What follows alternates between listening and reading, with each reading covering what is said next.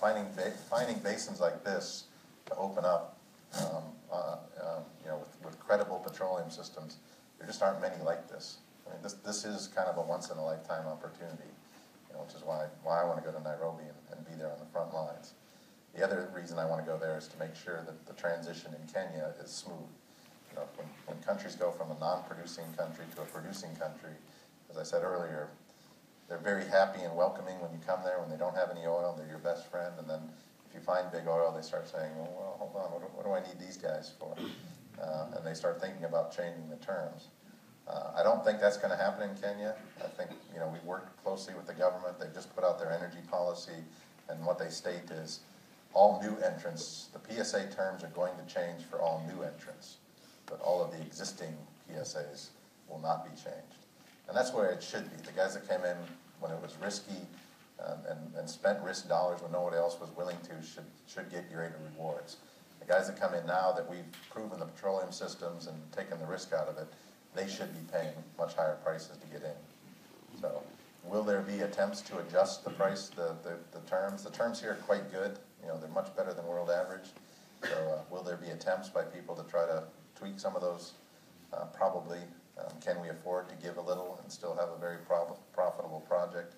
Yes, we can, but don't tell them I said that. So I think, being there in the front lines, the important things to tell the people there, they need to expect what's going to happen. I was in Nairobi 2 weeks ago, and we're on the front page of the paper every day. People know how much this oil, when it flew in, the pilot said, we're just passing over Lake Turkana, where Kenya's just made a massive oil discovery. So, it's on everybody's lips there. But they want to know, how is this going to benefit me?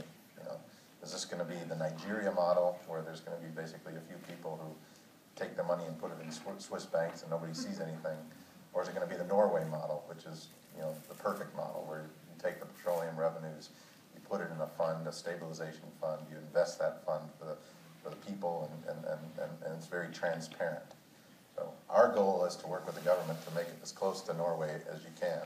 It is Africa. It's probably never going to be exactly Norway, but talking about where this money is going to go, and having it dedicated to social projects, talking about expectations of when the money is going to come. Again, most people thought we'd be in production in a few weeks. It's going to be 3 to 5 years. 3 if everything goes perfectly, 5 if things go kind of on a normal course. But during that time, there's a lot of stuff that's going to be positive for the country. We're going to be constructing roads. We're going to be constructing a pipeline. There's going to be jobs. There's going to be, we're going to want to build local capacity. Our goal is always to put in local employees instead of expatriates. They're better employees. They're cheaper. They're more dedicated. They're not there just drawing salary. They've got a vested interest. But all of those things can happen over the next 4 or 5 years. But we have to make sure we get our message out. Kenya's a very environmentally sensitive country. We have to convince all of the stakeholders that we're going to do this in a responsible manner. And I think that's, as our technical risk goes down, as we find more oil, our political, social risk goes up.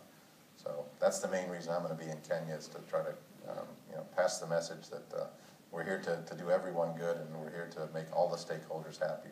This isn't just a big foreign oil company coming in to grab money. It's going to be reinvesting in the country, and I think oil can be either a curse or a blessing. But I think most of the places where people are finding resources now, the World Bank, the IMF, the bigger governments around the world are working with them to make sure that it is a blessing and not a curse. All right, last question. Yes, what do you think about Madagascar? Madagascar geologically or politically? Or geologically, it looks very interesting.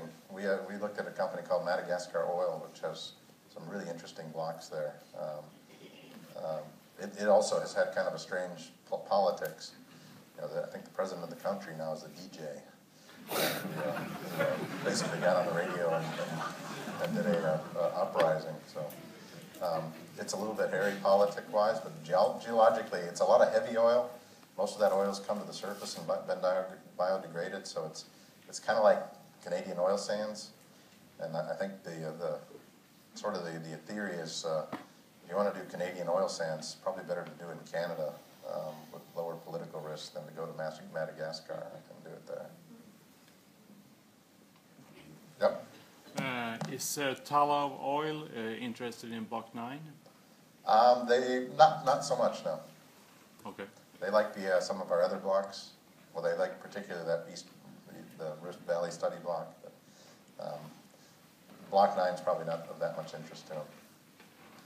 Block 9 is a funny one because if you farm it out now before you drill Pai, you're going to feel like idiots if you find a big field in Pai because you could have had Konyonga 100% on your own.